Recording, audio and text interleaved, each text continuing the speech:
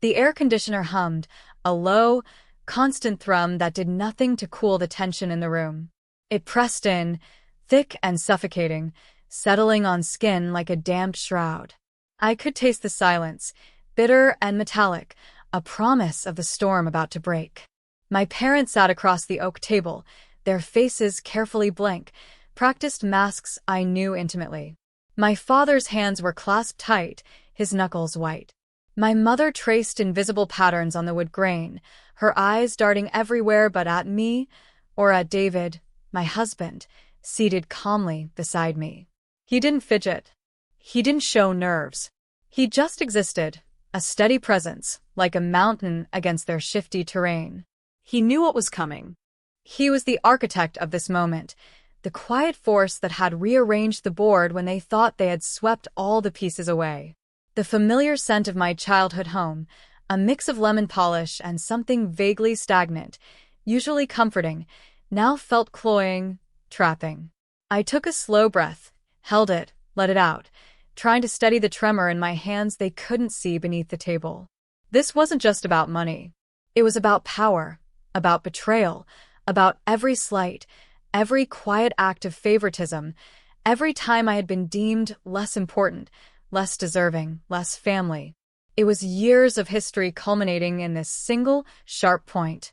The feeling was electric, terrifying, and exhilarating all at once.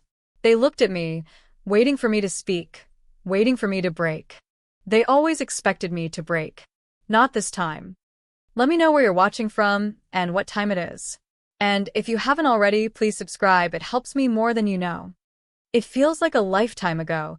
The girl who sat poring over bridal magazines, swirling paint samples in her head, tasting cake flavors she hadn't even ordered yet. My wedding. It was more than just a day. It was a future, a foundation I was building with David. We'd found the perfect venue.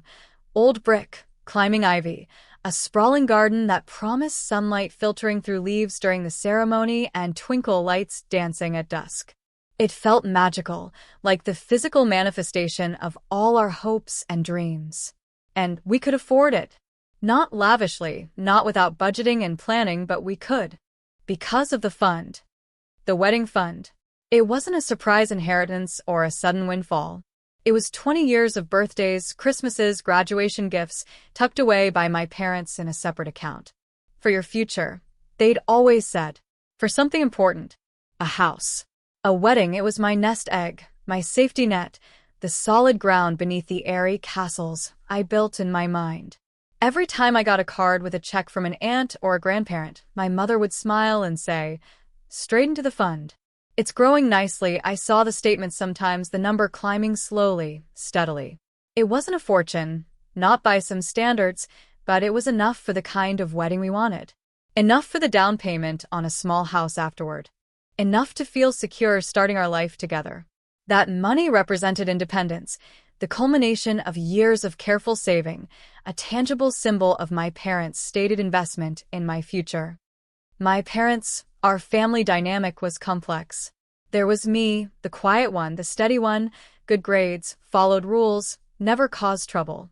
And there was my sister, Sarah. 3 years older, vibrant, chaotic, always pushing boundaries, always in some kind of drama. She burned brighter, and everyone felt her heat, her needs, her crises more acutely. I loved Sarah. She was my sister.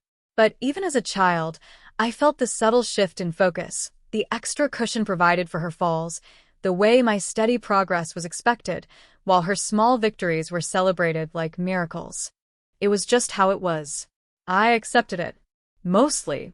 I had David now. My own rock, my own quiet champion. He saw me, truly saw me, in a way that felt entirely new. The wedding planning was in full swing. Deposits paid, dress ordered, invitations designed. The fund was sitting there, solid and waiting. We were about 6 months out. The big payments were coming up, the venue balance, the caterer, the flowers. I called my mother to get the account details for the transfer. It was a Tuesday. The sky outside was bright blue, the kind of day that felt full of possibility. Her voice on the phone was off. Too bright, too casual. "Oh, honey," she said, and my stomach dropped. Honey, delivered in that specific tone never meant anything good.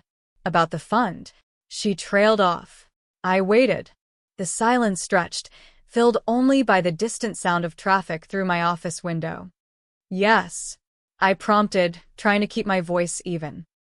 Well, she finally continued, a nervous little laugh escaping her. Something came up. My heart started to beat faster. Sarah, she said. Of course. It was always Sarah. Her divorce that's been very difficult. I knew Sarah was getting divorced. It had been a messy, protracted battle. I had listened, offered support, tried to be there for her. Okay, what about it? Well, her legal fees, my mother sighed, a performance I knew well. The burdened parent, sacrificing all for the troubled child. They just spiraled. And she was in a terrible situation. She could lose everything. Her apartment, custody of the dog. Even the dog was mentioned with the same gravity as her housing. This was my mother's hierarchy of crisis. Okay, I said slowly. But what does that have to do with my wedding fund? The silence returned, heavier this time. I heard my father's voice faintly in the background, a low murmur. We had to help her, my mother finally whispered, the casual facade completely gone now, replaced by a sort of defensive weariness. She had nowhere else to turn. A cold dread washed over me. Help her how, Mom? We used the money, she said. It wasn't an explanation. It was a confession, delivered flatly, like stating the weather. Used which money? I knew which money. I just couldn't grasp it. The bright blue sky outside felt suddenly menacing. Your fund, she said, her voice barely audible now. The wedding fund. I froze. My hand tightened on the phone until my knuckles ached. What? She needed it, my mother said, a note of pleading creeping in. It was an emergency. She was desperate. All of it. I whispered.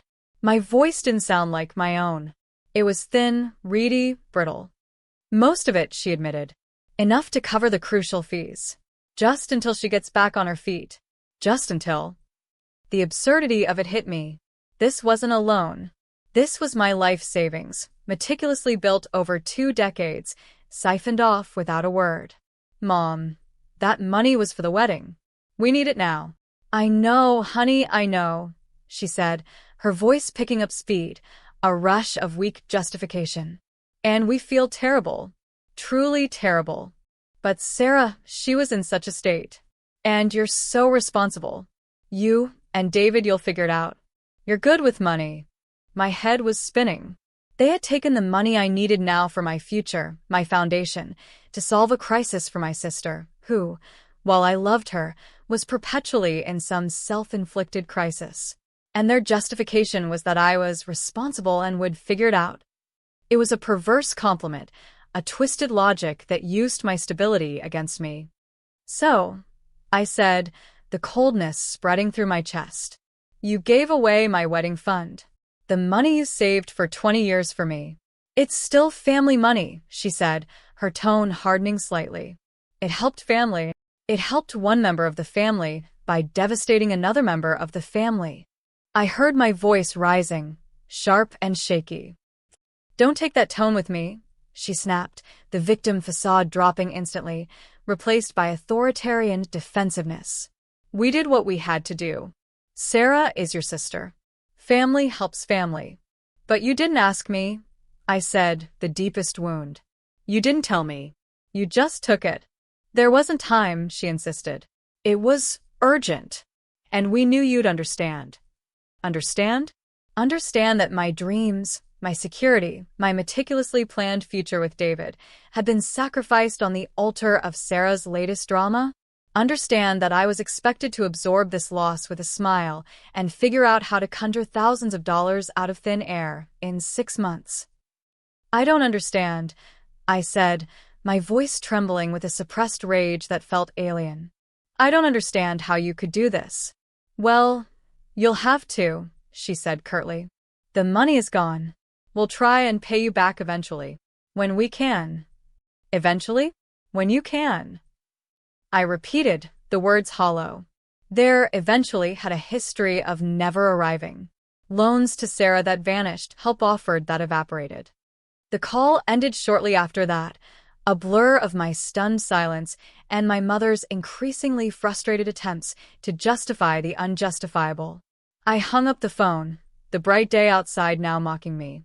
The air in my office felt thin. I gripped the edge of my desk, trying to anchor myself. My wedding fund. Gone. Telling David was hard. Not because I anticipated anger from him, but because articulating the depth of the betrayal felt like ripping open a wound.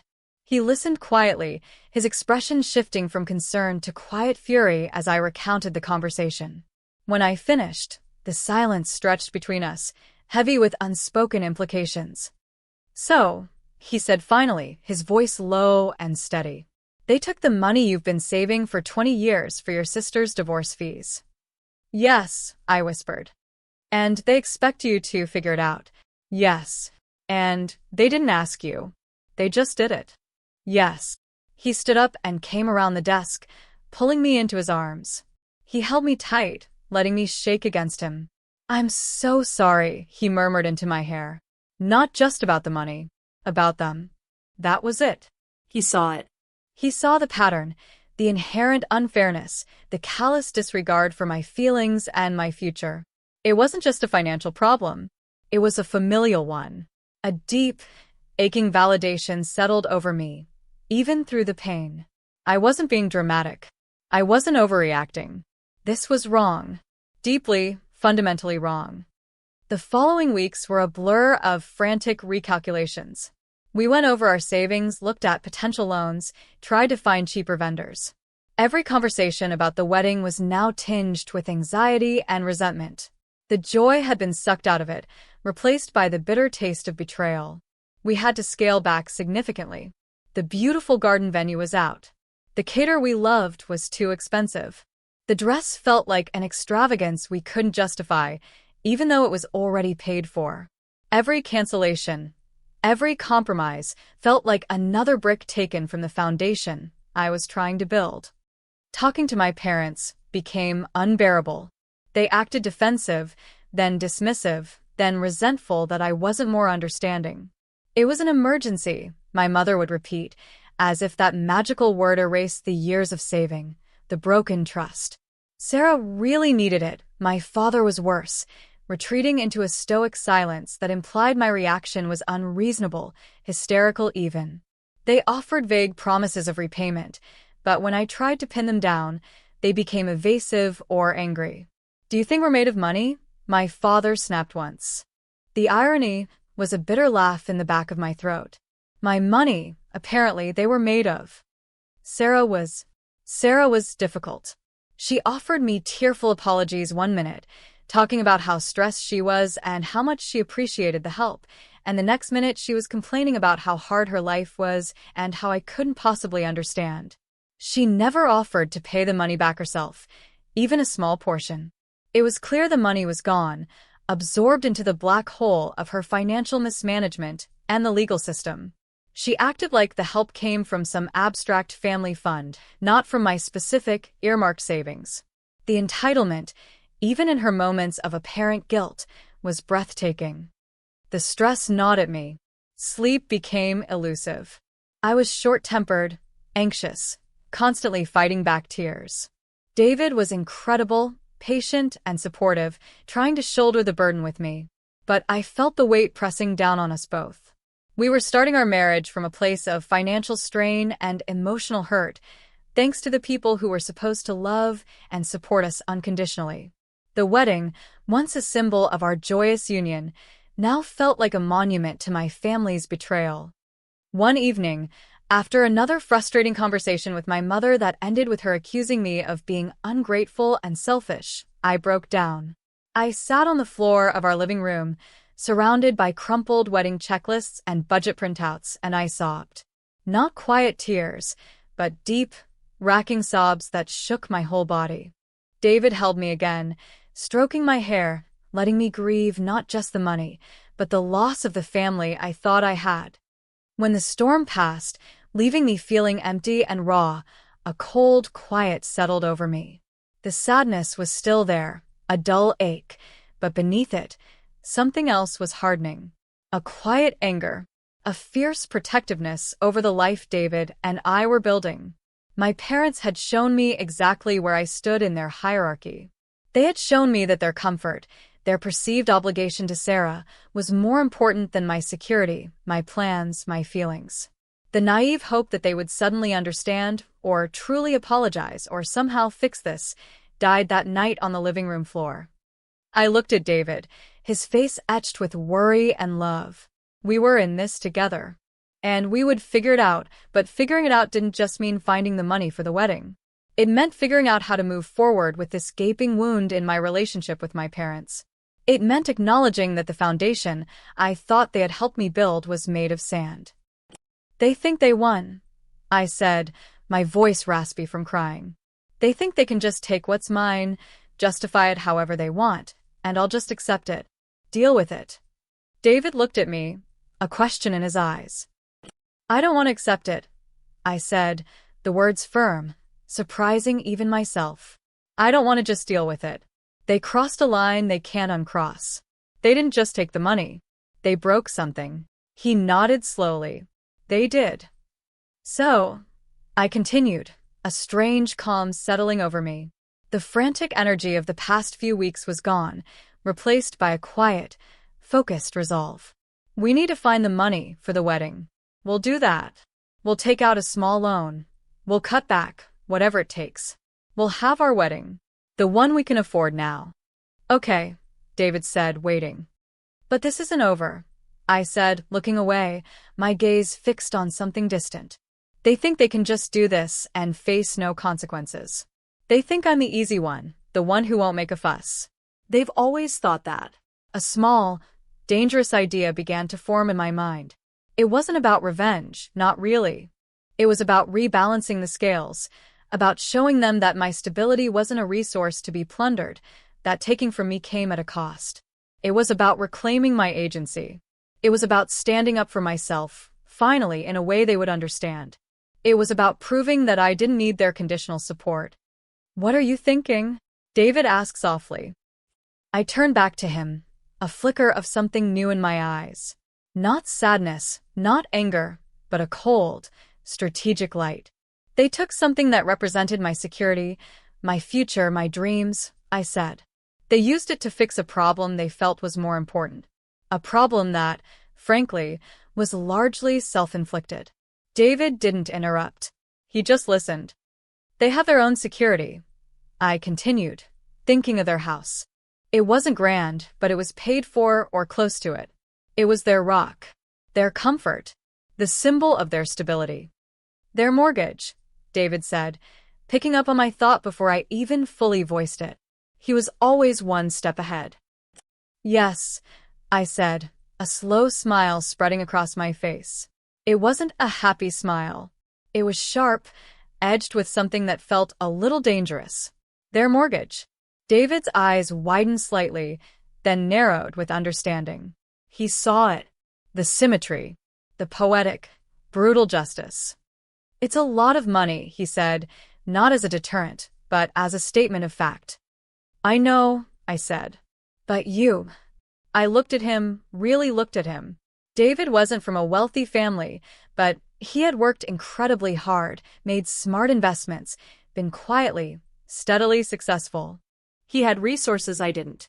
Resources my parents knew nothing about. He kept a low profile. They saw him as a nice, stable man. Good for their quiet daughter. They had no idea of his actual financial standing. We can do it, he said, his voice firm. It wasn't a question. It was a declaration. If this is what you want, it's what I want, I said, nodding slowly. It wasn't just about the money anymore. It was about the principle. It was about years of feeling less than, culminating in this final, blatant disregard. It was about drawing a line in the sand, a line they would never be able to ignore. The plan began to form, quietly, meticulously, like a counter-operation. We didn't tell anyone. Not friends, not other family members. Especially not Sarah. We found the details of their mortgage, Easy enough to do, with a little research and knowing their bank. David handled the logistics. He worked with his financial advisor, a quiet, efficient woman who asked no questions beyond what was necessary. The money was transferred, the paperwork filed. It was done cleanly, legally, undeniably. But the key, the absolute crucial element, was that the payment wasn't coming from David. Not directly. It was structured, legally and demonstrably, as a gift. From me. To my parents. Specifically designated to pay off the remaining balance on their mortgage. The money was David's, yes, his hard-earned money, but the transaction was in my name. It was my gift. My repayment. Setting the stage was important. We had our wedding. It was smaller than originally planned, less lavish, but it was beautiful. It was filled with love, with our friends and family who were supportive. My parents were there, wearing strained smiles, making awkward small talk. Sarah avoided me for most of the day. The elephant in the room was enormous, silent, and wearing a tiny, ill-fitting hat. It hurt, having that shadow over a day that should have been pure joy. But marrying David, making that commitment, felt like building a new, stronger foundation that no one could take away. A few weeks after the wedding, we arranged a family dinner. Just my parents, Sarah, David, and me. It felt deceptively normal. My mother cooked. The same scent of lemon polish and stagnation hung in the air. We ate, talked about trivial things, the conversations skating carefully over the thin ice of the missing wedding fund and the strained relationships. The air was thick with unspoken words, with resentment and guilt and that peculiar family tension that only years of shared history can create.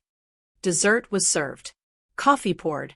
The moment I had planned, the moment David and I had discussed in quiet tones, had arrived. My heart was pounding, a frantic drum against my ribs, but my outward demeanor was calm. David reached into his jacket pocket and pulled out a single envelope. He placed it on the table between my parents. They looked at it, then at him, confused. "What's this?" my father asked, his voice cautious. "It's from us," David said, his voice quiet but clear, cutting through the tense silence. He gestured towards me. "From your daughter." My mother picked up the envelope, her brow furrowed. She opened it slowly, pulled out the document inside. My father leaned closer, peering over her shoulder. It was the official notification. The confirmation. The statement showing the mortgage account balance. 0. Paid in full. Their faces. I will never forget their faces. The confusion melted instantly into disbelief. Disbelief into shock. Shock into a dawning, horrific understanding. Their eyes widened, flickered from the document to me, then to David, then back to the document. My mother's hand flew to her mouth, muffling a gasp. My father went pale, his jaw slackening. Sarah, who had been scrolling on her phone, looked up, sensing the sudden shift in the room's energy. What is this?" my mother stammered, her voice trembling. "It's a gift," I said, my voice steady, clear, and perhaps a little too calm. "From me. To you." My father found his voice, a rough whisper. "But how?" "We paid off your mortgage," David said simply, stating it like a fact, like the weather. "The remaining balance. It's settled. The house is entirely yours now. No more payments." They stared at him, then at me, as if we had started speaking a foreign language. The concept seemed too enormous, too impossible for them to grasp. "Paid it off," my mother repeated, her voice high-pitched. "With what?" "With my savings," I said. It wasn't entirely true, not in the way they meant. But it was legally true. The gift was from me. It was enough. My father finally spoke, his voice laced with something I couldn't quite identify. Shock, confusion, maybe even a flicker of fear. "But that's tens of thousands of dollars. Where did you get that kind of money?" I met his gaze directly. "The same place you expected me to get the money for my wedding after you took my fund." Silence. The humming of the air conditioner suddenly seemed deafening. My mother looked like she might faint. My father's face was a mask of utter bewilderment. Sarah had finally put her phone down, watching us, her eyes darting between everyone, trying to piece together what was happening. We were going to pay you back, my mother finally whispered, a desperate, flimsy defense.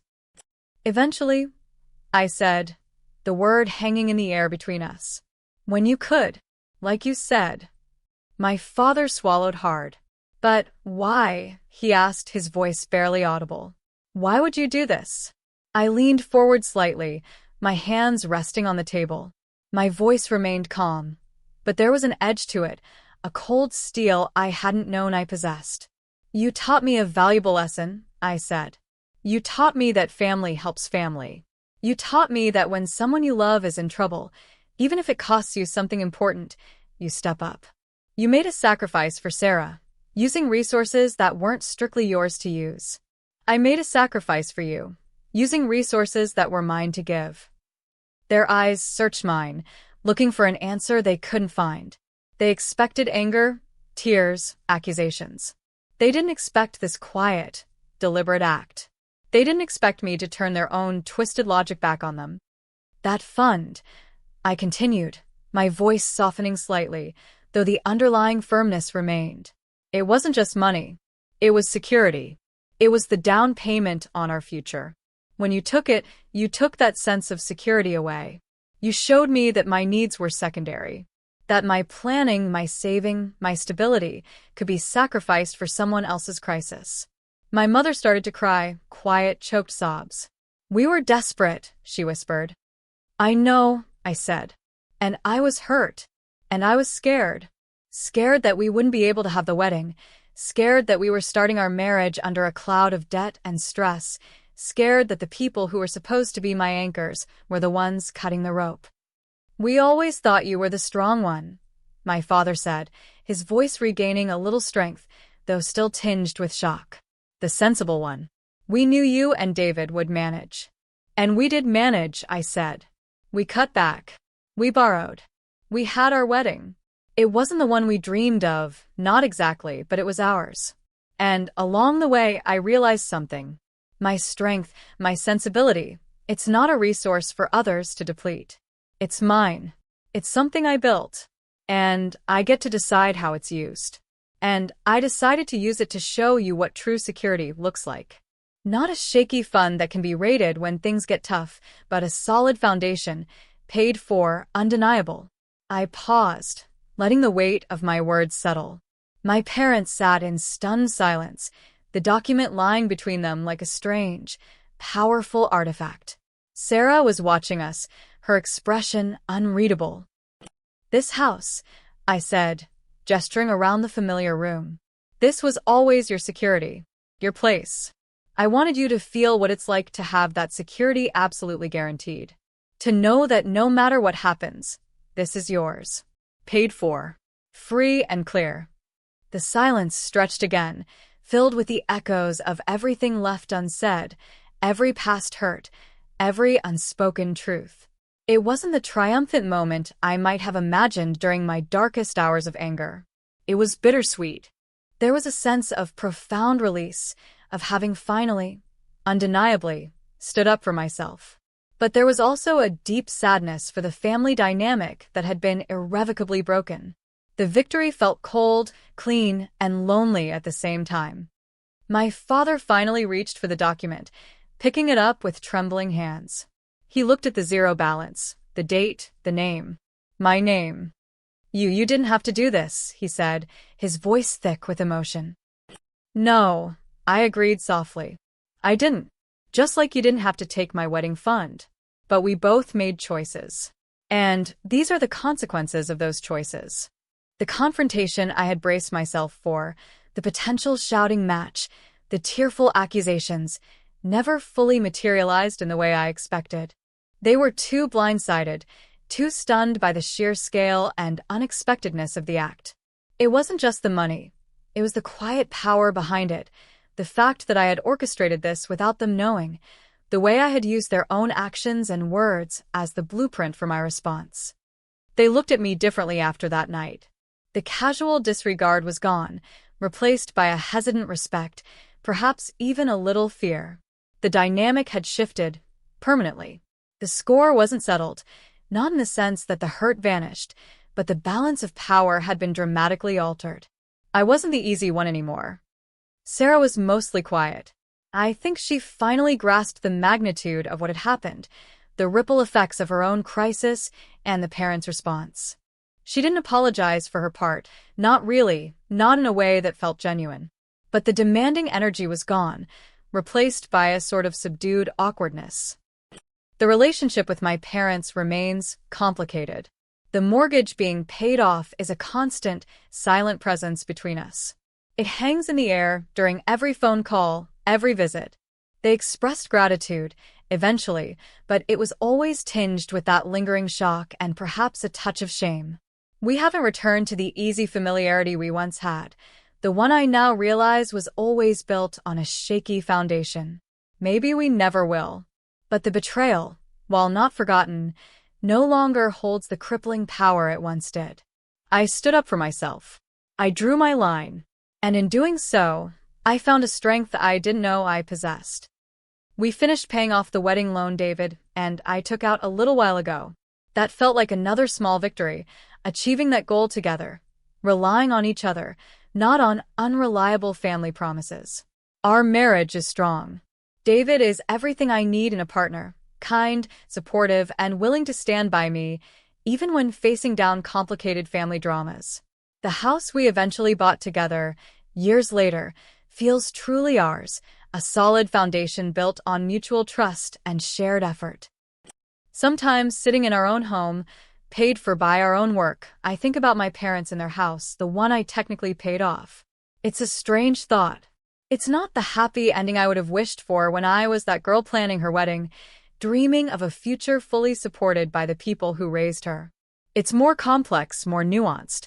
It's a testament to resilience, to finding strength in unexpected places, and to the fact that sometimes standing up for yourself means redefining what family truly means. If this story hit close to home, I'd love to hear your version in the comments below. Drop a comment with where you're listening from and what time it is. Thanks for being here. Subscribing helps bring more of these to life.